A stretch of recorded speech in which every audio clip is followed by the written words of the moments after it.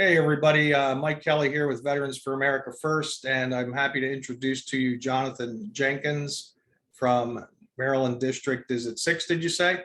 Yes, that's correct. The sixth district. Well, Jonathan, as a fellow vet, why don't you tell me a little bit about your childhood and growing up and what first brought you to the military and about your military career? And just sort of give me your 60-second elevator speech relating to that.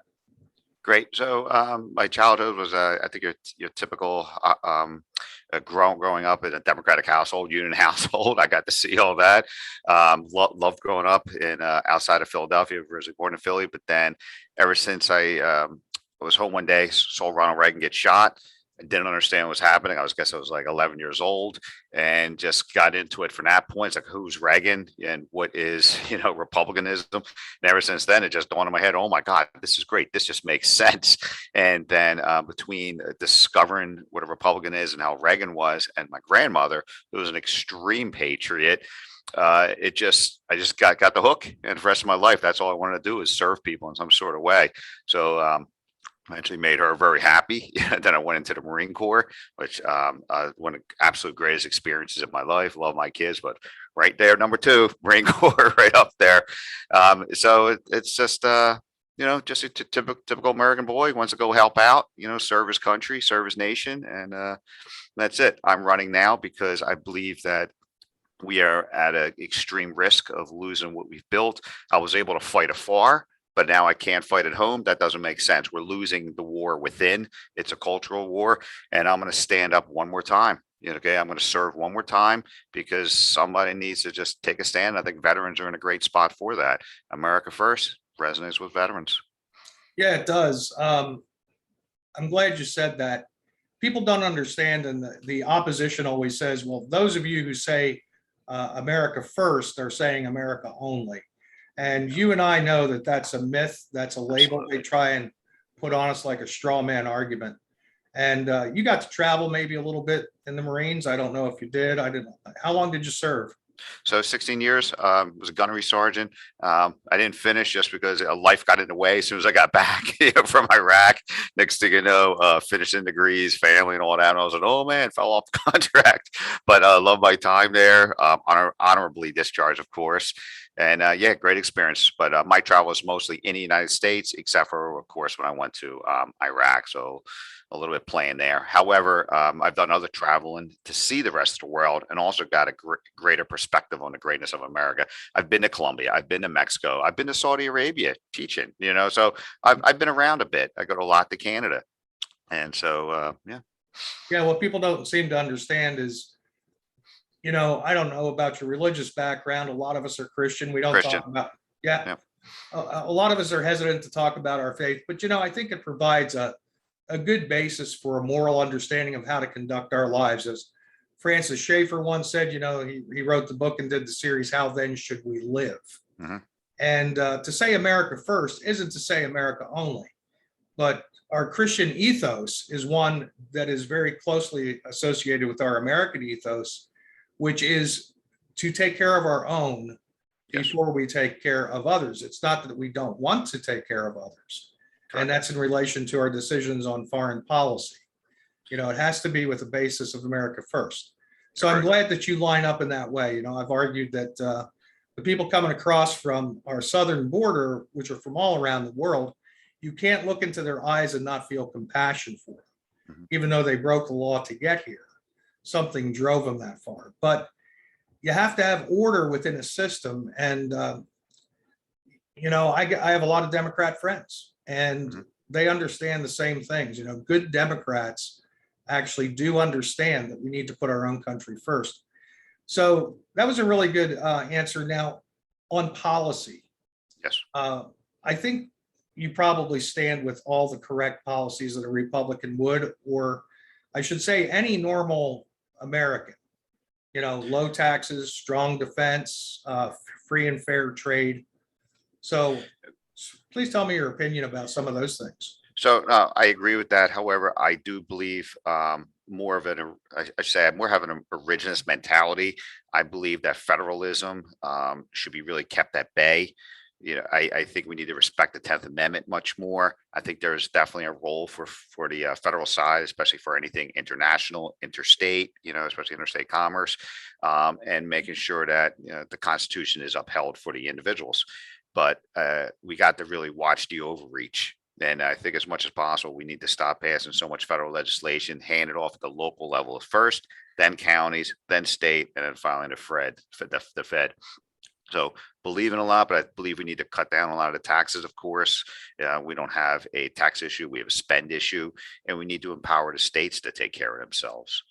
Yeah, it's funny that the states actually have to live within a budget. They can't print their own money. That's what we're going through right now is overprinting. Correct. We have a lot of things overreach. Take a look. There's even over criminalization that also hurts the states quite a bit. Why is the Fed coming in to prosecutorial issues that are at a city level, a county level, or a state level? Great example is like on hate crimes, things like that. That's just over criminalization. Or if they didn't like the turnout of a certain jurisdiction saying, hey, look, I'm going to convict you for 10 years. Oh, we wanted more. Then the Fed comes in. The Fed is very much overreaching, and we really got to pull that back quite a bit. And who predominantly does that hurt? The minority communities. Once again, ignored.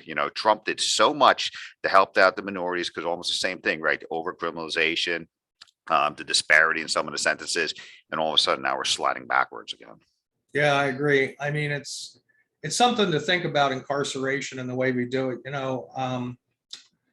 This whole thing about a hate crime has always bothered me. If you shoot somebody, isn't that a hate crime? Doesn't matter what their race is or their Agree. And that's very dangerous how we're going down there, because eventually what are they going to use that for? They're going to use it on the preachers, ministers, rabbis. They're going to flip it, right? We already saw that now. We saw that when these originally came out, or people were complaining. Who's next? Oh, you offended me because I'm one of the, I'm gay and they don't want to marry me. Hey, it's fine you're gay, but if the church is saying that that's not within their ethos, then it's not within their ethos. Stop it. Okay. That's not a hate crime. Why can't they live on their principles? Hate crimes is absolutely one of the piece of legislation that I believe needs to be repealed. Yeah. I mean, we saw the recent riots this summer, which were so bothersome with the racial overtones. I mean, I've often said to my friends that, Eric Chauvin was definitely guilty of a crime. But, the funny thing is nobody has accused him of a race crime. The motivation was not race. Correct. And why is the Fed coming into that? Yeah. Some people are just bad people or unthinking or uncaring. So it's hard to draw that line in the first place. I think you're right. It's something the federal government should just stay out of, and even on the state level. And because we're a Judeo-Christian nation, let's not make a joke of that. We really are. We need to be able to protect ourselves from that. I really fear legislation like that is going to come back on us.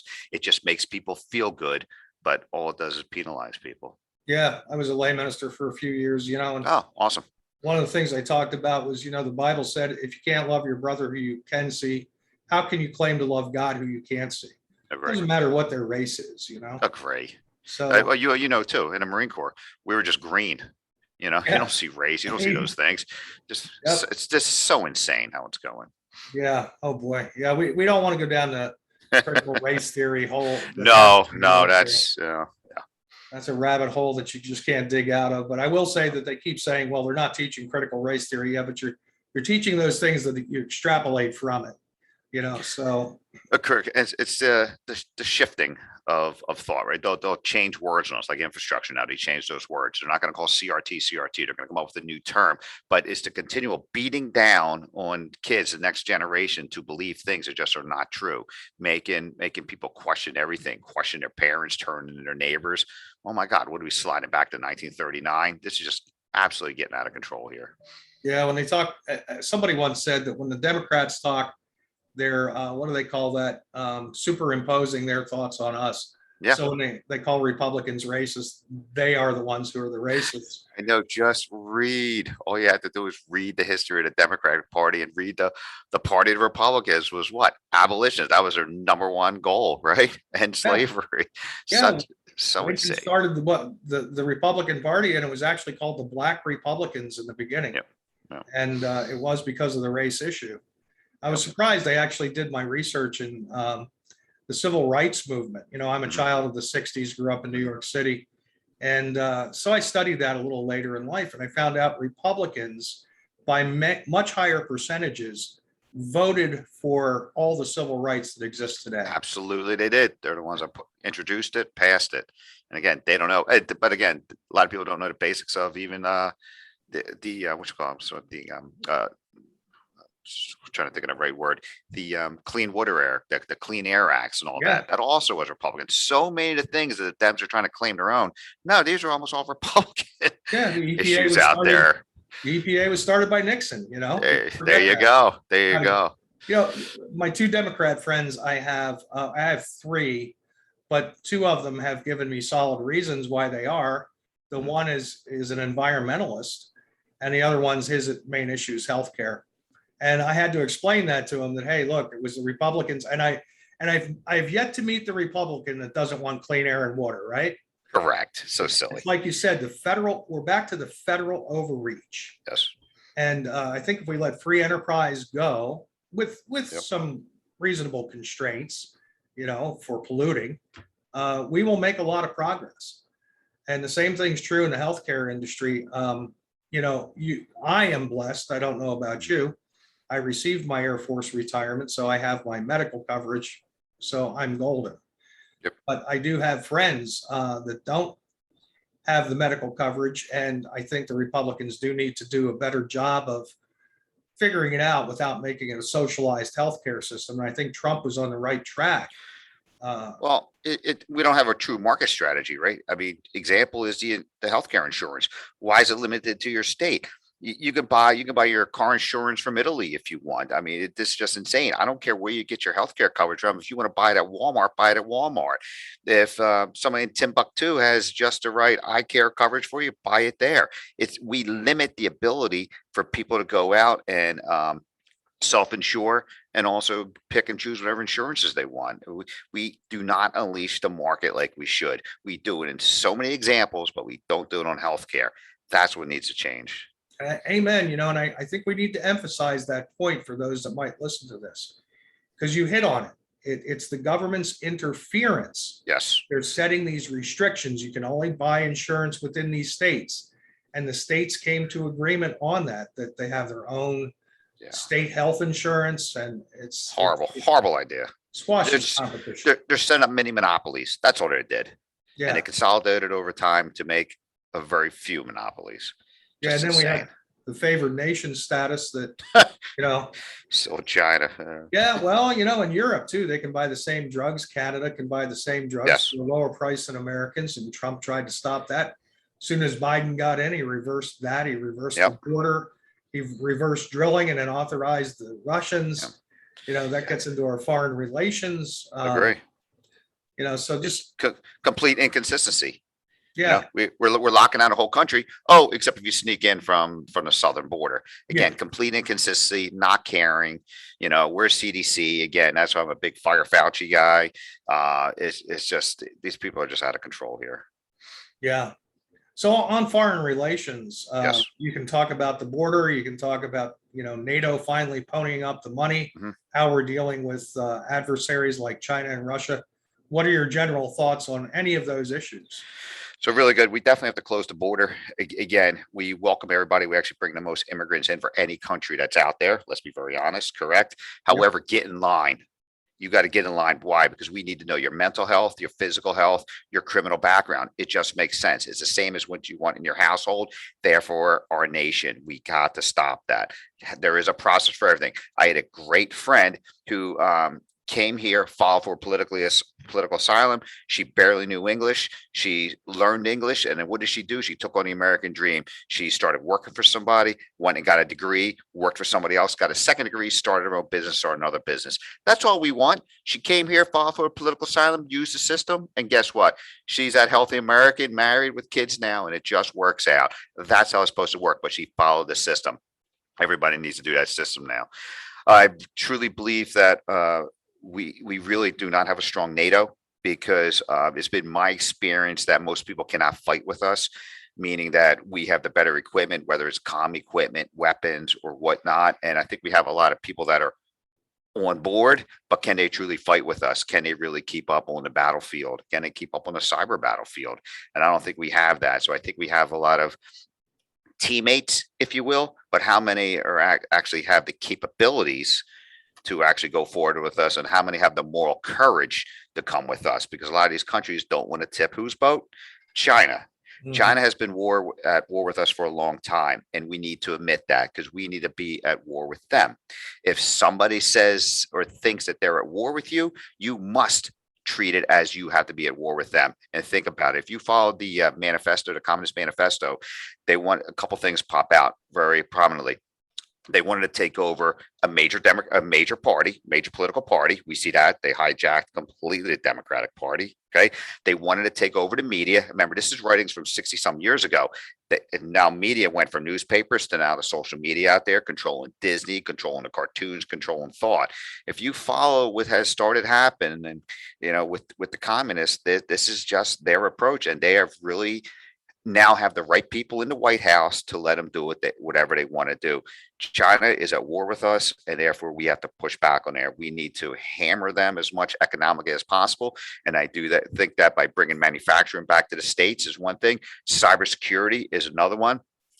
Because of my cybersecurity background, also a background in artificial intelligence, that makes me an ideal candidate, very unique a candidate, that I can sit in on these conversations about how to fight back in China with the national experience, okay, and going forward the line to fight cybersecurity and artificial intelligence. Those are the keys. Right now, China is just hammering everybody with cybersecurity issues out there, as well as the AI. They're trying to build AI to do everything from drugs and better intel as far as reactions. Where right now, if we have drones, where they can actually just kill people from afar, they're all being controlled. Imagine if they start controlling them based upon artificial intelligence to automatically figure out where to go and how to see. That's becoming a very tough element to fight. We really got to get in front of this, and we got to treat China the way they are, an enemy. That is a huge problem, and I'm not sure the average American citizen understands that. No. The problem with the Chinese is they have no moral constraints like we do. Correct. And a lot of the companies that are developing these things for China have no moral compunction to just let the AI run rampant. And those futuristic sci-fi movies we watch, They're here. and if it's going to come to the point where AI gets out of control, I think it's going to be out of China, because that moral constraint, they don't have it. I'm not quite sure how we can impose it on them, except to beat them at the game. Boy. Well, what's the real problem? The Chinese or the CCP, right? So I think the real problem is the CCP.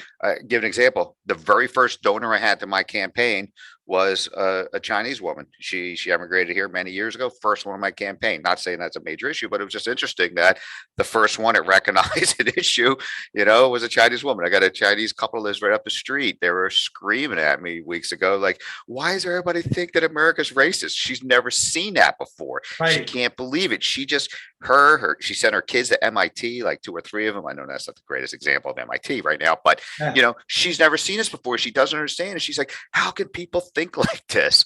But the Chinese people, we know that's not 1 million people or 1 billion people's heads. They want to live and have their kids live and have something successful. But you got to really realize they have slavery over there. They have the organ harvest farms going over there. There's a very sardonic thing still going on there, supported by Disney, and even the NBA, right? The NBA is favoring China over anything. I mean, people really have their moral compass really wrong. We got to go after the CCP, find a way to take them down a notch as much as possible, and empower the people. Now, we can't go in and change nations. We know that doesn't work with anybody. Right. That's a culture on its own. They need to do it themselves. But we need to be able to, one, defend ourselves. I think also be offensive to really put them in a bind, like how we took down the Russians. Okay, get them to the brink where they can't do that, and hopefully they'll have their own internal, changes. But they have to spawn inside China. They used to be our friends. Well, yeah. I mean, you go back to the Second World War. We defended them against Japan. Yes. A lot of people don't remember that. Agree. There's still some old time Chinese people that really still appreciate what America did for them. Absolutely. And So they told their kids. Yeah, it's not the Yeah. people. It's like you said, the CCP. Yep. Yeah. You're so dead on so many issues, Jonathan. I feel like you're a brother from another mother. So anyhow, Yeah. I don't know. I guess we're running short on time. So do you have anything that we didn't cover that you would like to express your opinion on before we go? Yes, I think people need to stand up. I think a lot of people are keyboard warriors, and that's cool, but you got to do your part. And I don't think we have enough standing up. We're starting to see it slowly because of the masks. But I think if people don't realize what's happening now, the mask mandates are one thing, but the forced vaccinations, that's absolutely insane that It people is. are going to inject something in their body that's not really known yet. It is risk versus reward, but forget that. It's about control. Okay, if people get comfortable with the government coming in, telling them you need to do this, you can't go here. Oh, you don't have this vaccine passport? No, you're not going to go shopping. You got to go online and get it. Well, what happens all of a sudden? Amazon says, "Well, we're not going to serve you because I don't like your political party," which they have done. Right? They're Yes. pulling products off. They're putting in people. They're putting in people. They're going to be changing to have and have nots very quickly, and that's very dangerous internally to this country. And people need to stand up and they need to get involved. That's why I ask people, if you can get involved in my campaign, great. I mean, if you can donate $10 to my campaign, please do it. All these things help because I'm going to be an advocate. I'm going to be out there. I am frustrated. I have a couple kids that I really care about. This is not the America I grew up in, and I need support. And so I can be that bully pulpit, be out there blathering every day, going after it, going after BLM, going after Antifa, going after China. But you need a friend that is truly going to stand up, is going to be unwavering and unapologetic. That's me. Yeah. That's great. I don't want to conclude just yet. It just came to mind. I mean, you're an intriguing person. I could keep you all day. Hey, I'm good, I brother. have to drive down to Maryland and visit you sometime. Yeah, let's do it. Yeah. So let me ask you, how old are you again? 50. You're 50. Yes. So, and your kids are, Young. Gabriel just turned 7, and Kristen will be 10 in a couple weeks. wow. So see, you're the guy. You are the guy. You have the kids that you're worried about. I have grandkids that age. Well, And same thing, right? You're worrying about them, right? yes, yes. Yeah. I worry about my children who are in their 30s. Yes. And the grandkids that are young. I mean, military service was never about us. No. It was about our country, Yep. our children, our friends, and their future. Yes.